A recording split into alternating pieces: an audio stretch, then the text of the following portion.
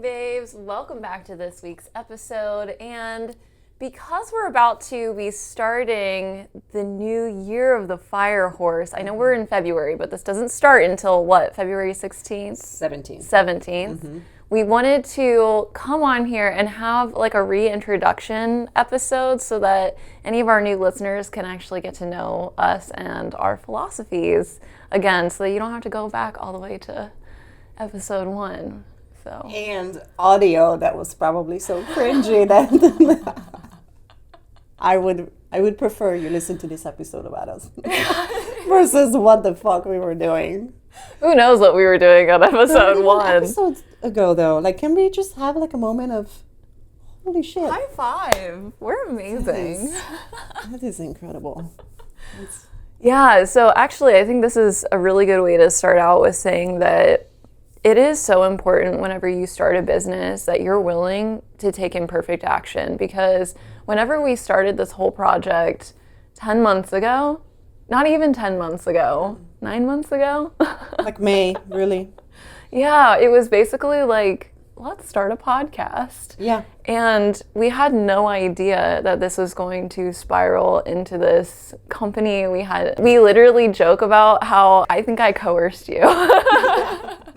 Start a podcast, she said. Yeah. It'll be fun, they said. It's been such a wild ride since then. I haven't gone back and listened to those early episodes, and I feel like it's probably cringe city. For sure. And I think that is also okay, because if somebody can see the evolution, wouldn't they see that, oh, this is a company I can trust, this is a company that grows? I don't think there's anything more sad than a really stale website that has not been updated since the 90s.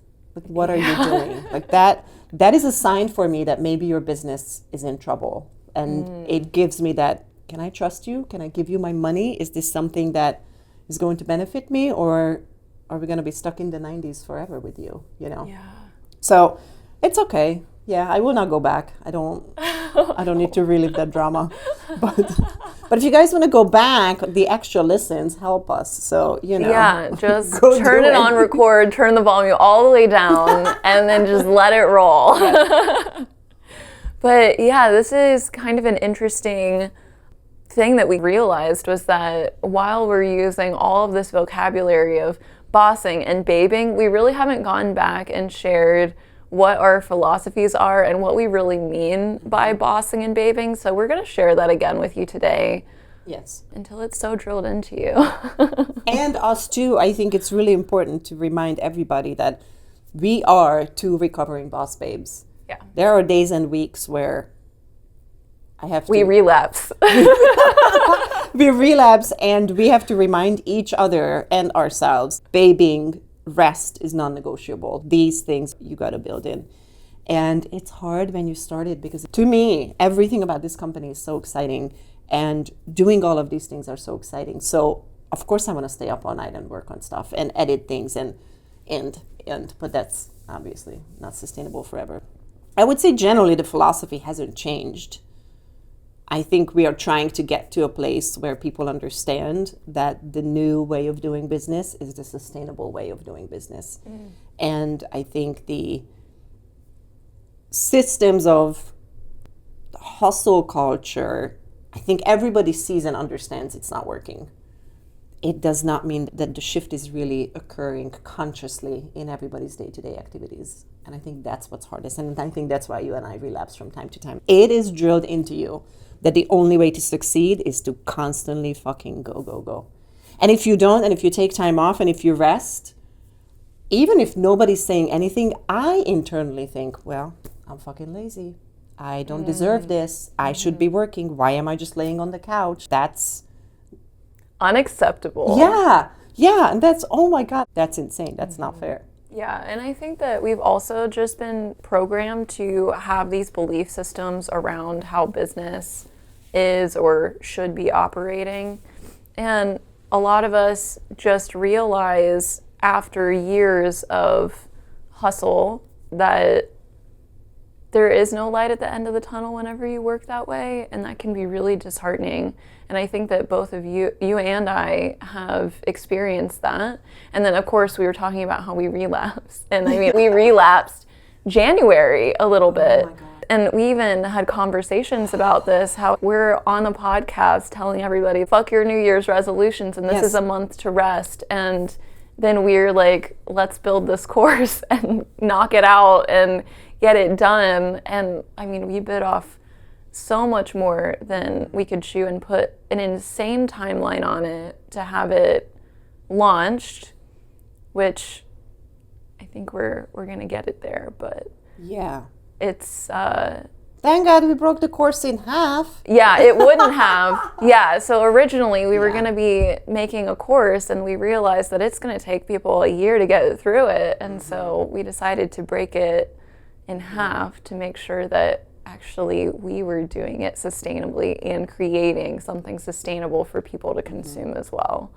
Yeah. Yeah. I think it would take easily a decade for women entrepreneurs to get to a place of more normalized work hours. And you and I don't even have children and family commitments that some of our listeners may have on top of all of this. So the amount of expectation that is put on a woman to run her business and do her stuff. I had a call with somebody yesterday.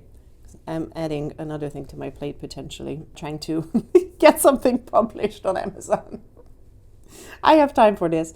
But I met with this lady, and she is working from home, homeschooling her 5 children, running her business, and she had very clear boundaries on how she can help me and what is the time frame and what some of the things are. And I sat there listening, damn, like she is walking the walk. Because there's no other way for her to fit it in. Her children won't get fed or they won't be schooled, right? Yeah. There are these million other circumstances that we have the easiest way. Can I stay up at night and work late? Sure. As long as the dog is walked and my husband's fed, everybody's fine, you know? Yeah. That's not fair to the rest of society who literally have to log off, and I don't have any more time and energy. So if we could normalize that and then expand out from that space, that would be beautiful, but it's going to take a long time.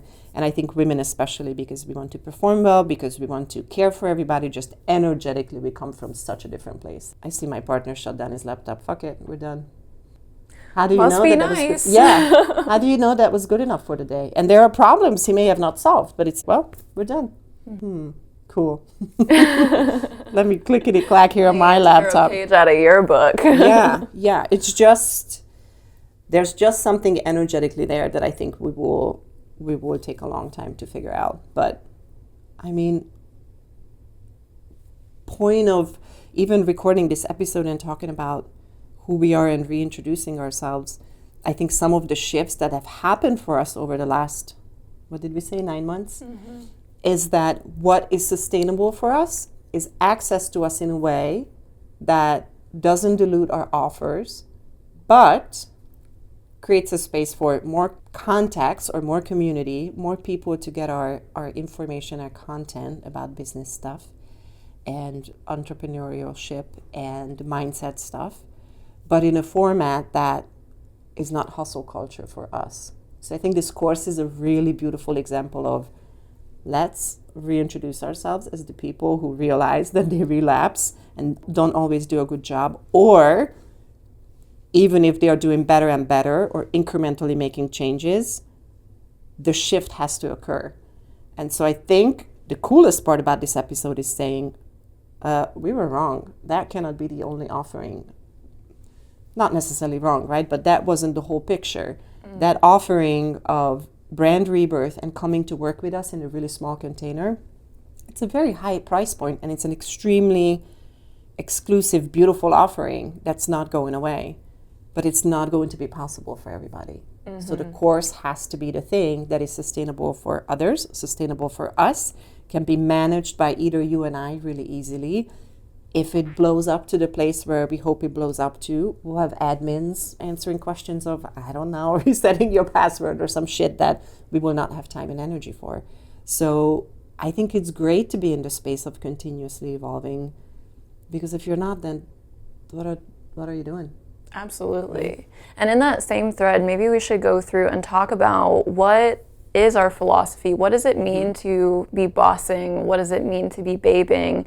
And then also, how does that tie into the course that we're building, and what is that for and who is it for? Okay, let's do it. So as an entrepreneur, we actually have to do quite a bit of bossing, but we don't want bossing to mean hustle culture. We really want it to be more about intentional, focused time and energy that leads you towards your intended outcome. So basically taking initiative and taking action towards the things that really will move the needle forward in your business for you. And doing it now. Doing it now. Don't put it off until tomorrow. Be a boss. Show up for yourself, show up for your business, show up for the future version of you that so deserves abundance. That's my word of the year. Did you know that? It is the word of your year. I love it. 2026, abundance, baby. Yeah, but the incremental smallness of showing up concisely, precisely, intentionally adds up so fast. It does. So I think that's maybe a shift that I didn't quite understand before, that not everything has to be complete, perfect, and a giant rock moved out of my way. It could be a fucking pebble that just doesn't hurt to walk on, you know? So what does babying mean? Babying is more about allowing for balance to be the foundation of your entrepreneurial journey, where yes, rest is a non-negotiable and you choose your best and highest good, knowing that your nervous system needs to be regulated to be able to have the output whenever you are in boss mode. Yeah, so sleep is such a good example of that. If you're not sleeping enough, your brain will not function the same way. You will forget what you said. You will, I don't know, forget an ingredient at the grocery store. Just small things that don't seem so significant, right? But you're not operating at the highest revolution that you can. Oftentimes I force myself to be on the computer or do things because then it feels like I'm still doing something, but really the output is lower. It's not as great. So am I really making the progress I think I'm making? Or could I shut down the computer and say, you know what, those 3 hours would be better spent gardening or walking the dog or whatever, because this is silly. I mean, we see this in the corporate world a lot too, where you're expected to work an 8-hour day, but who is productive for 8 hours every single day? No, you're collecting a paycheck. You might be sitting in front of your computer in your little windowless cubicle, but are you actually being able to create something solidly throughout those 8 hours? No way. No, absolutely not. And so, I don't know, I think it's nice to be able to, well, whenever you're self-employed, you have a little bit more liberty and freedom with this, but to be able to take breaks throughout the day so that you can kind of reset or take a breath or move your body so that you can come back, sit down in front of your laptop and actually have, you know, an hour of productivity or 30 minutes of productivity instead of that slow, well, I've been sitting here for hours and hours, but I'm working really slowly because my whole brain is fried. I haven't slept well in the past 2 weeks and I'm about to start my period. And just as women, fill in the blank, right? We're constantly needing that regulation to be able to have a quality output. I don't really want to be a man, but sometimes. I know. Sometimes I'm like, man, you guys really... You're lucked out. This is great. Know. All of your hormonal cycles, all of your day. regulation, just so much more easy. Yeah, I'm 4 different people every month, you know? I love it. Okay, do you have anything else to say about bossing and babying? So whenever we decided to build this course, which is the BLBM Academy, we really wanted to bring people into our world, to bring women into our reality where it's not perfect and you don't have to have everything. You don't even have to try to pretend that it's perfect. And to be able to show up, be put into a container where it's a level playing field and give you the support that you need based on our philosophies. So actually, that's what we cover first in Module 1. I mean, it's all about what are the 10 commandments of bossing and bathing. Yes, yes. And we really sat down and considered what these commandments were. What are the parameters that we keep for ourselves that actually we've noticed through our imperfect action actually helps and is supportive. So the BLBM Commandments, we're trying to be cute with the title, but it really is a framework that you can put whatever puzzle piece you want in there or rename it for yourself, but let's have a poster and slap it on the wall. Remind yourself that it is continuous effort, continuous evolution, and a continuous shedding and growing of yourself. What are the things that continuously frame and shape who you are? And I think that's why, neither of us are religious, but I like this idea of these are the commandments, these are the things we stand by, these are the rules, this is our little manifesto of what we believe to be true. And some parts of it may shift a little bit, but rest continuously has to be non-negotiable, right? Concise, intentional effort we put into our business, and noticing when that starts to get sloppy so we know it's a rest time. Like those things have to be built in, because otherwise you'll spend 10 months building something and not get anywhere. And you will need to fire some parts of the business and rehire and negotiate. And I hope that this is the year that we get into hiring out some of the stuff that we just don't want to be available for. We have now made enough money to say, you know what, X, Y, and Z person will take care of this. We can describe the job, we can describe the position, we know exactly the quality of work we request back, we know what the right price point is, and then off we go. But that comes from continuously sitting back down. And I also think the beauty of frameworks like that is that you don't have to rethink about, hey, wait, what is it that I'm doing here? It's most evident when I work with clients who come to me, they don't know which logo to use, how to format something, how to do this and that. And when I give them a brand guide and I say, this is how you do it, this is exactly the color you need, this is exactly where you put your logo in the corner, the amount of freedom you can feel from them, right? Oh, this has been decided. I never, ever, ever have to decide this again. When that thing is established, this is always horizontal. This is always vertical. You always put this on a really busy background. You always put that on it. All of these things that are decided for you are fucking freedom. So if I think about these frameworks, that's freedom. Don't forget, these are the things. This is what we do. This is how we do it. And then it's done. Then I don't have to think about, wait, where am I going with this? What is the point? Or just even the offerings that we are doing. Getting clarity on what's working and what's not working. Releasing things into the wild. This feels so good, right? We did that recently with one of our products. So now I can be in my business doing my zone of genius. Absolutely. And if you're struggling with organization, go back and listen to our previous episode, because Rekha will take you down the rabbit hole and teach you about really effective ways to keep yourself organized.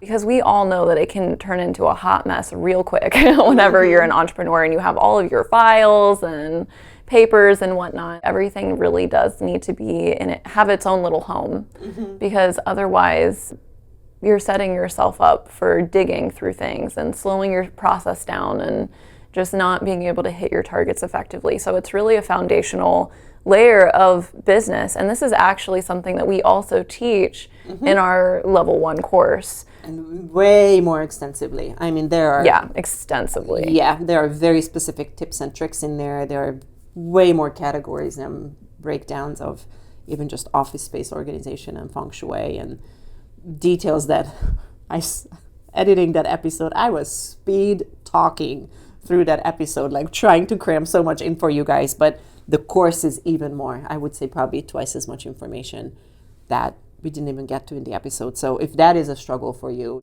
this program will be perfect. It will liberate you from the shackles of, oh my gosh, so many different things. Yeah, and may I also add that it is really nice to be in the space of, okay, you know what, organization is not my thing. Slowly make one thing work. Maybe Yeah. clean your files on your computer, and that is your month of February. Then March is maybe preparing all of my tax things, because April I have to submit.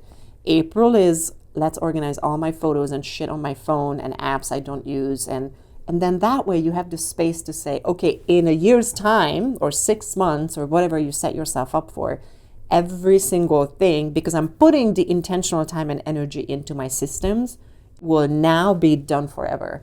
So now that we have peeked behind the curtain of what some of the elements are that are part of this course, let's talk a little bit about who it is for. Ultimately, you have to be a self-starter and a person who enjoys going through content on their own time. Any women who are thinking about business ownership, who have a cool idea, who may have been in the business space and been an entrepreneur, may have worked for an entrepreneur but want to do it on their own. Any of these combinations are fair to come into this container, because so much foundation is laid out that even if you think, okay, I'm fairly organized, you're going to learn something about mindset. Even if you think, oh, I am already on this path of self-development and growth, so much juicy content is in there. We are also building in a community as well. We've said this so many times on the podcast. Entrepreneurship is a lonely road, and you really shouldn't have to do it alone. You can connect with other like-minded women who are going on the same entrepreneurial journey as you are, even though it may be a different industry, a different niche, whatever, and simultaneously giving you some access to us as well, so that you can sit in on our hot seat coaching sessions and really receive the support that you need. If all of this sounds interesting and exciting for you, we would love to invite you to click on the link below and sign up for our email newsletter that is just specifically for the BLBM Academy. And you're going to learn about when we're launching, what is exactly in the course, any kind of questions you have related to that, we'll funnel through that. Also, if you sign up, the first 10 subscribers that we get are actually, we're going to be giving you a little gift, because we want to make access to us accessible. And so if you are one of the first 10 subscribers, you are going to receive a 15% discount as an early bird thank you for joining the wait list. Until then, Don't forget to boss less, babe more.